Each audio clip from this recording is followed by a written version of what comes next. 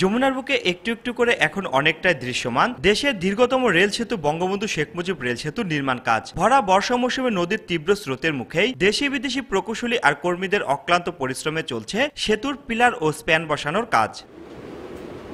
মোট 50টি পিলারের মধ্যে সম্পূর্ণ হয়েছে 31টির কাজ, আর 49টি স্প্যানের মধ্যে 18টি বসানো শেষ হয়েছে। ভিয়েতনাম ও মিয়ানমার থেকে আনা দেশের আবহাওয়ার সাথে সহনশীল মরিচারোদি বড় বড় স্টিলের কাঠামো দিয়ে তৈরি করা হচ্ছে স্প্যানগুলো। সম্পূর্ণ জাপানি টেকনোলজি আর বিশেষজ্ঞ প্রকৌশলীদের তত্ত্বাবধানে নির্মিত স্প্যানগুলো স্থায়িত্ব হবে প্রায় 100 বছর। আমাদের যে ম্যাটেরিয়ালসগুলি এটার গুণগত মান অনেক ভালো, যেটাকে আমরা ওয়েদার কোড বলি।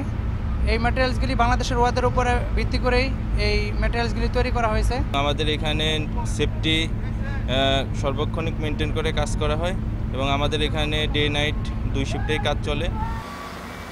সেতুর মূল কাঠামো নির্মাণের পাশাপাশি নদীর দুপারে চলছে অ্যাপ্রোচ রেলপথ নির্মাণের কাজও। নদীর পূর্ব পারে 80% এবং পশ্চিম পারে 65% নতুন রেল ট্র্যাক বসানোর কাজ শেষ হয়েছে। এই কাজ যত দ্রুত সম্ভব শেষ করার চেষ্টা করা হচ্ছে এবং সময়ের মধ্যেই আমরা নির্ধারিত সময়ের মধ্যে আমরা কাজ শেষ করব আশা করি। এখন পর্যন্ত সেতুর সার্বিক কাজের অগ্রগতি 65%। বাকি কাজ নির্ধারিত 2024 সালের মধ্যে শেষ হবে বলে জানান প্রকল্প পরিচালক।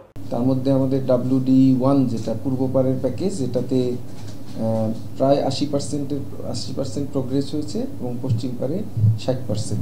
পরবর্তী পর্যায়ে ট্র্যাক নির্মাণের কাজ ধরা হবে। বঙ্গবন্ধু সেতুর 300 মিটার উজানে নির্মাণাধীন বঙ্গবন্ধু শেখ মুজিব রেল সেতু প্রকল্পটি 2024 সালের ডিসেম্বরে শেষ হবে, যার নির্মাণ ব্যয় ধরা হয়েছে প্রায় 16,781 কোটি টাকা। রিঙ্কু কুন্ডু, সময় সংবাদ, সিরাজগঞ্জ।